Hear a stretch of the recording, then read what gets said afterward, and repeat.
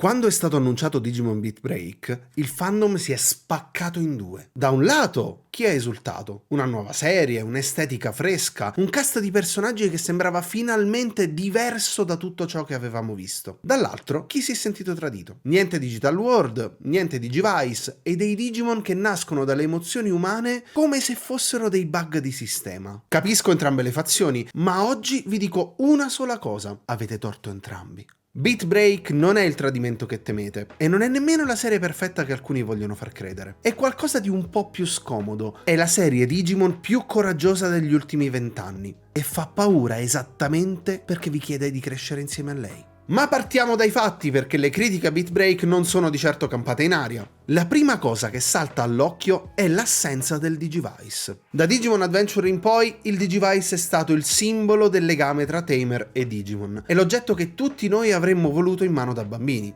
Qui al suo posto troviamo Isapotama. Immaginate un incrocio tra un iPhone e Alexa, a forma di uovo, alimentato dall'e-pulse, un'energia misteriosa generata direttamente dalle emozioni umane. È una scelta straniante, e lo capisco, ma tenetelo bene a mente perché ci tornerà molto utile. Poi c'è il Digital World, o meglio, la sua totale assenza. Sappiamo che in Digimon Beat Break esiste qualcosa chiamato Mirror World, uno spazio digitale accessibile solo ad alcuni Digimon particolari. Ma non sappiamo come sia fatto davvero, non lo esploriamo a tutti gli effetti e non è neanche il posto in cui vogliamo andare. Per una serie che ha costruito la sua identità proprio su quell'altrove digitale, quel mondo parallelo che da bambini avremmo attraversato senza pensarci due volte, è un vero e proprio salto nel vuoto. I Tamer stessi sono diversi, non sono prescelti, non hanno nulla di speciale a priori. Sono persone comuni che spesso portano il peso di un trauma. Prendete Tomoro, il protagonista, un ragazzo che si è sempre sentito fuori posto, che cammina in senso opposto agli altri, che la società definisce semplicemente strano, solo perché ogni volta che tocca un Sapotama che non sia il suo lo manda in tilt. Tomoro, in quanto protagonista, non è stato chiamato a salvare il mondo. Esiste e basta, cercando di sopravvivere in un mondo che però non lo capisce. È un tipo di protagonista a cui Digimon non ci ha mai abituati. Anche il sistema delle evoluzioni è stato smontato. Chi è cresciuto con Adventure ricorderà quella progressione quasi rituale e ad un certo punto ti direi anche monotona. Un episodio Agumon sblocca la sua evoluzione, quello dopo tocca a Gabumon, poi Biyomon e così via. Un cerchio che si chiude, no? Una soddisfazione più o meno collettiva, ma qui non esiste nulla di tutto ciò. C'è chi parte già dallo stadio campione, chi impiega 12 episodi per sbloccare la prima evoluzione,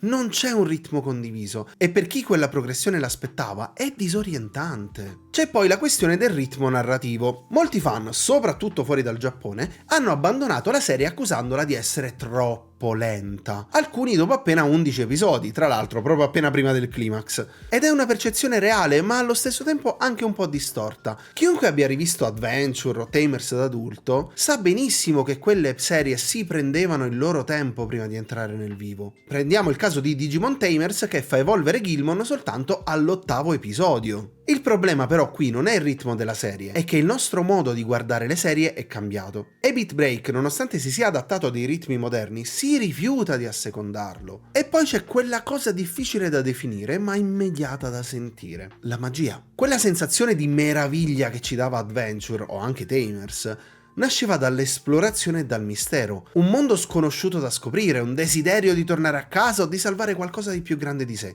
In Beat Break i protagonisti non sono eroi in cerca di uno scopo, sono cacciatori di taglie. Li muove la necessità di sopravvivere, non un sogno. E quella leggerezza, quella gioia dell'avventura che tanto ci è cara, qui non c'è. Queste non sono impressioni di chi non ha capito la serie, sono osservazioni legittimissime. E se vi siete fermati qui, io vi capisco. Prima di andare avanti, però, voglio sapere una cosa. Voi, da che parte eravate quando è stato annunciato Beat Break? Team entusiasti o team traditi? Scrivetelo qui sotto nei commenti che magari lo uso come spunto per un prossimo video. Adesso però drizzate le orecchie perché quello che sto per dirvi non smonta le vostre critiche, ma le ribalta completamente. Sia chiaro, tutto quello che vi ho appena descritto è reale. Ma c'è un problema, lo state leggendo al contrario. Partiamo da Isapotama, un oggetto tecnologico alimentato dalle emozioni umane, che i Digimon mangiano per ottenere energia. Sembra assurdo e sento già chi grida allo scandalo.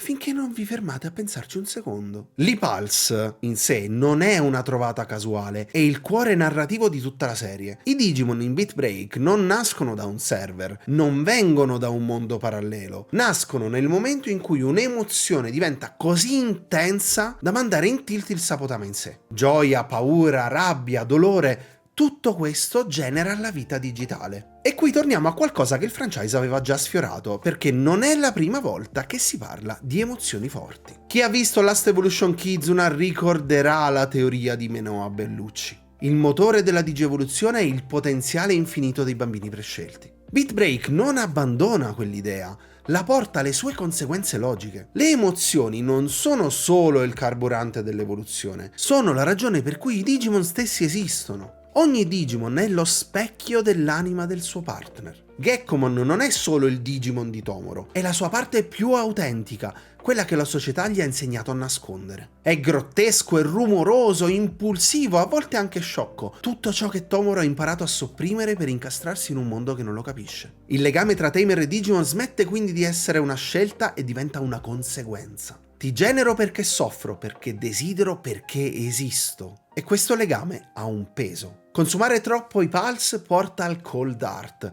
Il corpo si congela, l'umano smette di reagire a qualsiasi stimolo, occhi aperti e sguardo nel vuoto. È un coma a tutti gli effetti, solo che dall'esterno sembra quasi che ci sia ancora. Ed ecco quindi che ogni evoluzione diventa una scommessa, una lotta contro il tempo, e ogni battaglia lascia un segno. La serie non vi protegge e non protegge i suoi personaggi. Il che ci porta alle tematiche. Avete detto che manca la magia dell'esplorazione, e avete ragione. Ma Beat Break non vuole darvi quella magia, vuole darvi il peso. Ogni episodio affronta qualcosa che le serie precedenti non avrebbero mai osato toccare. Traumi post-guerra, il significato dell'amore quando diventa tossico, il peso psicologico dell'aver tolto una vita. Ogni tema difficile è ancorato alla logica della serie. I Digimon nascono dalle emozioni forti e le emozioni forti nascono da qualcosa di traumatico. Lo stesso vale per le evoluzioni. Quella progressione rituale che ci mancava era confortante. Sì, lo ammetto, ma era anche prevedibile. In Beat Break non sapete quando arriverà la prossima, non sapete chi la sblocca per primo, se la sblocca, e non sapete quanto costerà. Il Sapotama opportunamente carico può spingere un Digimon di livello intermedio oltre il livello di potenza di un campione. Quindi la gerarchia esiste, ma può essere scardinata. La tensione durante gli episodi è reale perché le regole non sono scritte in anticipo e nessuno scontro è scontato. Tutto questo però funziona perché dietro c'è chi sapeva esattamente cosa stava facendo.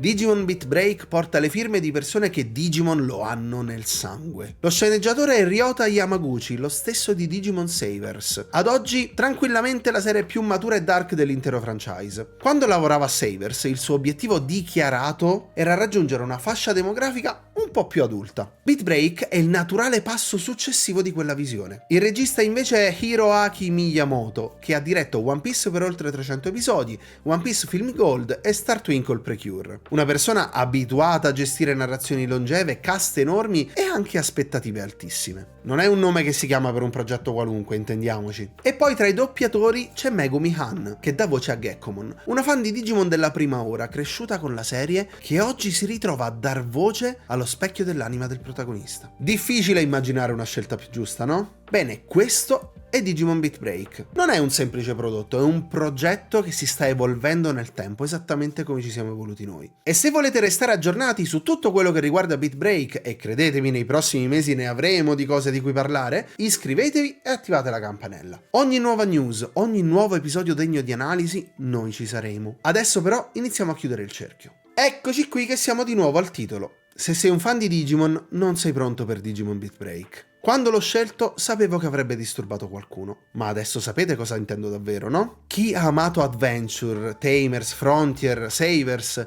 ha costruito nel tempo un'aspettativa precisa su cosa debba essere Digimon. E Beat Break quell'aspettativa non la soddisfa, la smonta, la rimette in discussione e vi chiede di guardare il tutto da un'altra prospettiva. E questo fa paura, perché crescere fa sempre un po' paura, e Tomoro lo sa bene. Ogni episodio ce lo mostra alle prese con la stessa cosa, quel ritmo suo, strano, fuori posto, incomprensibile agli altri, che la società gli ha sempre detto di correggere. E Gekkomon esiste perché quel ritmo ha finalmente trovato uno spazio in cui risuonare. Non è stato un processo indolore, non lo è mai, ma c'è qualcosa che forse non avete ancora notato. Tutti quelli che criticano Beat Break per non seguire gli standard narrativi delle vecchie serie hanno ragione. La serie rompe deliberatamente quegli standard, rifiuta la progressione che conoscevamo, ignora le aspettative, cammina in senso opposto a quello che il fandom si aspetta. Esattamente come Tomoro, esattamente come Gekkomon. Beat Break non racconta solo la storia di qualcuno che rompe il ritmo, lo fa lei stessa come serie. Il titolo non descrive solo il protagonista, descrive tutto, è un vero e proprio manifesto. E allora la domanda smette di essere perché Beat Break è così diversa e invece diventa sei disposto a camminare controcorrente insieme a lei? Beat Break vi chiede la stessa cosa che chiede a Tomoro, smettete di aspettarvi il Digimon che conoscevate, incontrate invece quello che siete diventati.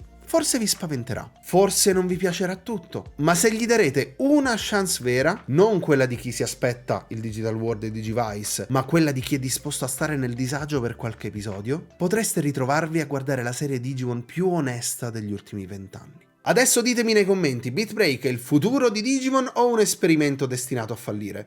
La discussione è aperta. Come sempre ci vediamo al prossimo video e Digital Gate, close.